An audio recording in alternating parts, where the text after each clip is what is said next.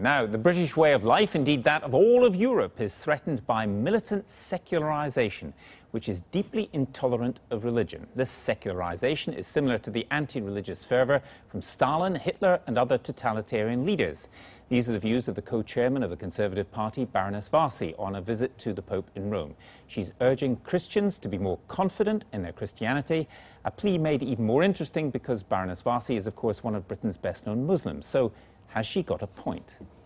And we hold before God in prayer our sovereign lady, the Queen.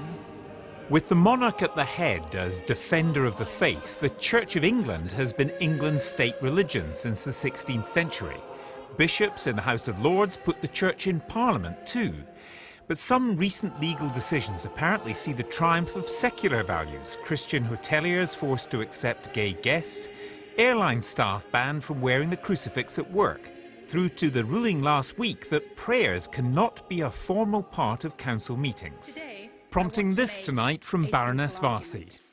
My theory is that we are so afraid, and rightly so, of going backwards in history to the bad days when religion was imposed on people by despotic regimes, that we have got to the stage where aggressive secularism is being imposed by stealth. Father, good to see you. Politicians, Tony Blair included, are often reluctant to do God while in office, though Mr Blair did convert to Catholicism on leaving his post. David Cameron, however, has expressed views which chime with Baroness Warsi's.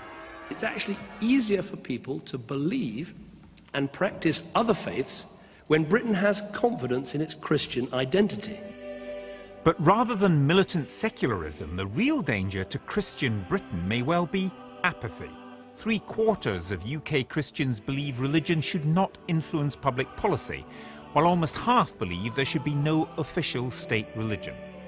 So, if it takes the chairman of the Conservative Party to turn the tide of secularism, beyond pomp and nostalgia, is Christianity in Britain really in deep trouble?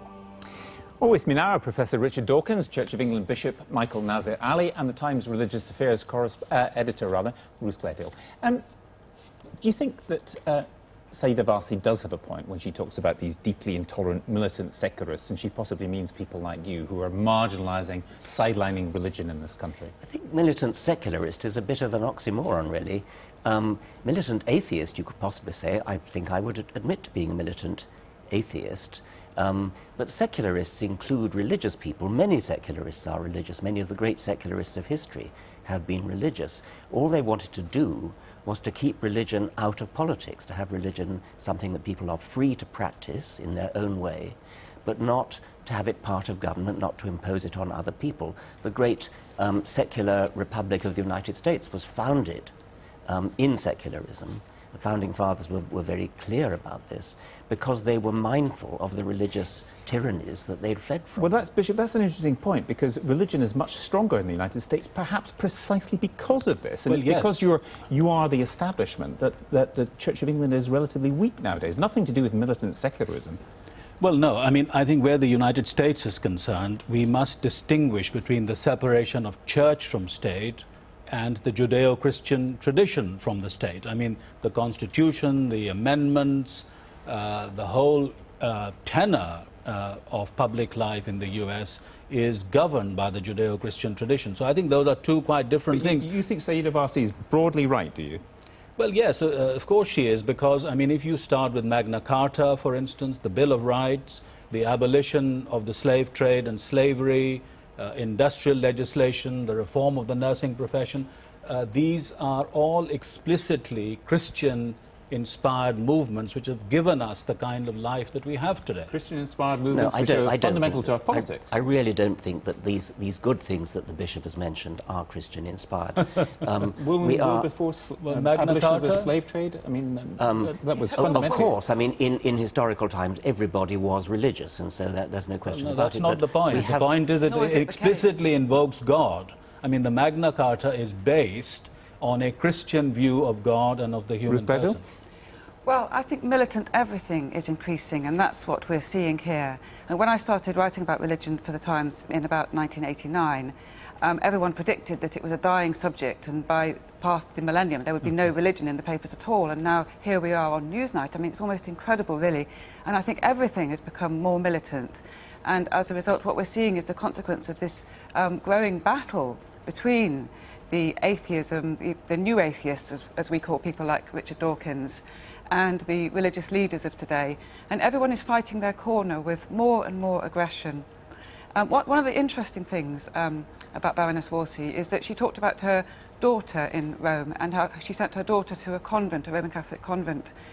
And in a way, people such as Richard Dawkins have provided a service to the faith, and that they've brought them together in battle against the atheists. So they have created new interfaith harmony. Why did it take Baroness Warsi to raise this? I mean, what's wrong with the church that people like you are not doing? Well, I've been raising this now, as you well know, Gavin, for several years. I'm very glad that Baroness Warsi has used many of the words and the sentences that I've written about in national newspapers and indeed on your program.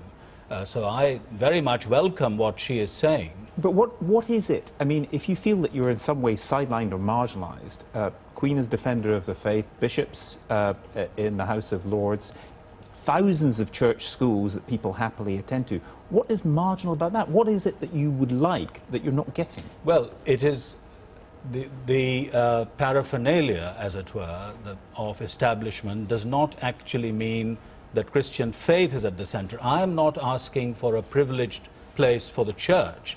I think what is most important is the Judeo-Christian tradition in legislation today, for instance, when it is about the human person, or indeed policy making. Sorry to interrupt, but recently didn't a judge say that our law was nothing to do with Judeo-Christian tradition? Well, several judges have said that they sit as judges in a secular society. I thought they were judges of the Crown. Well, if the bishop doesn't want to have privileges, isn't asking for privileges for the Church of England, let all the bishops resign from the House of Lords. Well, that's up to them. I mean, that's not my point. I mean, my point is that the Judeo-Christian tradition of the Bible is extremely important for this nation today in the business of legislation and policy Professor making. Dawkins, I mean, it is true, is it not, with things like abortion and stem cell research and so on, that the Judeo-Christian tradition does inform a lot of that debate. Absolutely, and that's one of the problems. The survey that my foundation has just brought out this very day, as a matter of fact, questioned people who ticked the Christian box in the census. We did it the very week after the census took place. People who had recorded themselves as Christian, and we found out not only that the number of Christians has greatly dropped since the previous census, but that those who still counted themselves as Christians no longer believe in lots and lots of things that the Christian religion is supposed to. And in particular, things like abortion, things like assisted euthanasia for the terminally ill, they very, very strongly support in opposition to their professed Christianity. Ticking the Christian box, in other words, many people are nominally Christian, but that doesn't really mean very much. I think that that's always been the case in Britain, that people have Christianity, especially the Church of England, is a very broad church, and people have often taken it, core beliefs, but not taken on board all of the doctrine of the Bible, fundamentalist view of the Bible. Very few people are fundamentalists, as sometimes in the things you've done, Dr. Dawkins, it does seem as though you think all Christians, people who call themselves Christians, are by virtue of calling themselves that fundamentalist, whereas in fact they're not. Well, and as your own survey pointed out, 6% of the 54% who didn't believe, who are Christians, didn't even believe in God. Well, that is exactly the point. Because we have found that the people who call themselves Christians actually just mean something like, some of them, even 40%, said, oh, by Christian I just mean I try to be a good person. But there's nothing wrong with that. Of course there's nothing wrong with that. There's nothing wrong with badging that as a Christian. Let me finish. If you accept that those people are to be labelled Christian just because they want to be a good person... Or define themselves as Christian, not be labelled. Let me finish, if you please. Apologies. If you accept that people who call themselves Christian on such nebulous grounds as that, that's absolutely fine. But what you cannot then do is hijack those people and say, these are Christians, therefore we Christians, we bishops and we priests, can therefore count these people as though they had voted for us in implementing policy. Right. You cannot have it both ways. This is not about bishops and priests, but I'm amazed at what your survey shows. 44% of people believe that Jesus Christ is the Son of God and the Savior of the world. 50% go to church. These are your survey figures.